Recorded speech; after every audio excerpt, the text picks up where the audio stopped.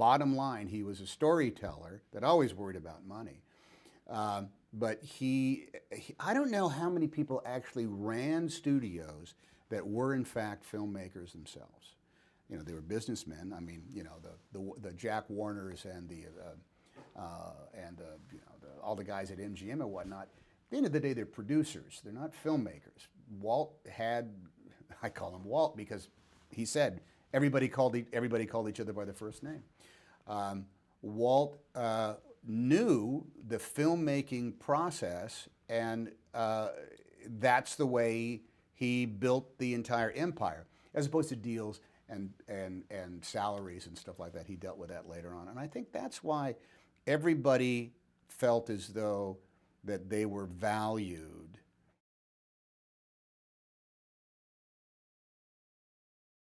You know, they didn't like each other. I mean, right up to the end, they did not like each other. And I think that the screenplay actually does a good job of capturing the essence of that without making it. And then they all lived happily ever after. She was a tough, mysterious lady who had that very checkered past.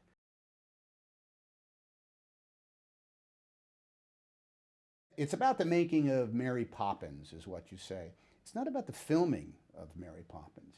It's about the translating of Mary Poppins from the book to the screen. It's about that volatile creative process of how it ended up on paper first, so that it became the movie what it was.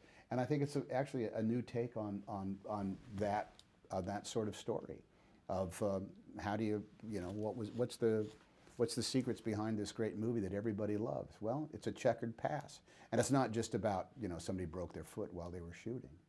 It's about somebody broke the spirit of the people in the room when they were writing it, and that was Pamela Travers.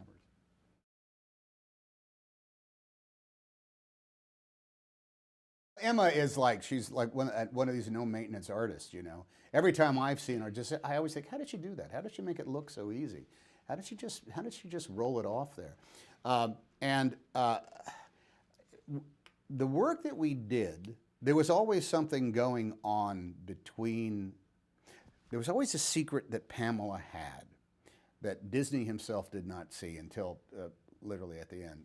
There's moments of, there's a scene where I'm just trying to, Walt Disney is saying, will you please share with me why this is not a good experience for you? It's confounding.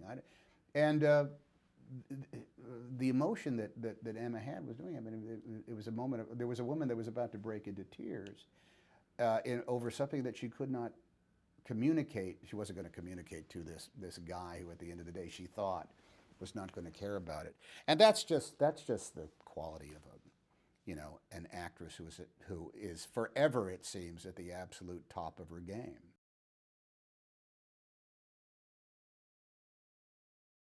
You can't do an imitation of Walt Disney. You know, I'm not going to do bald pates and stuff like that in order to get there.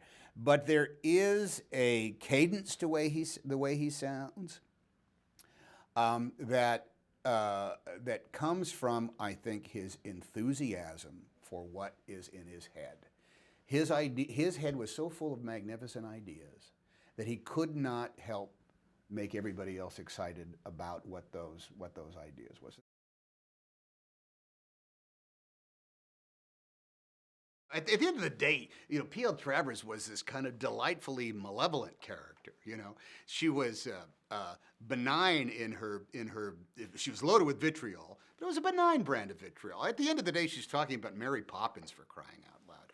And I understand the possessory passion one has in order to keep control of a creation that you did. But no, she's a nut. She's a kook. She's the nutty lady who lives down the street, who, even though she's mad at you, will probably say things that you'll remember for the rest of your life because they're so dang funny. I mean, at the end of the day, we're capturing the making of Mary Poppins, and it is a joyful, funny, emotional romp, but at the same time, one that I think it ends up being has a degree of sophistication to it because everybody is just so convinced about their own passions, and she's the source of that. P.L. Travers is the complete source of that passion. I think everybody loves to enjoy somebody fighting a battle um, uh, that is important only to them. The world's not going to change, but it will for the audience who finally gets to go in and see Mary Poppins.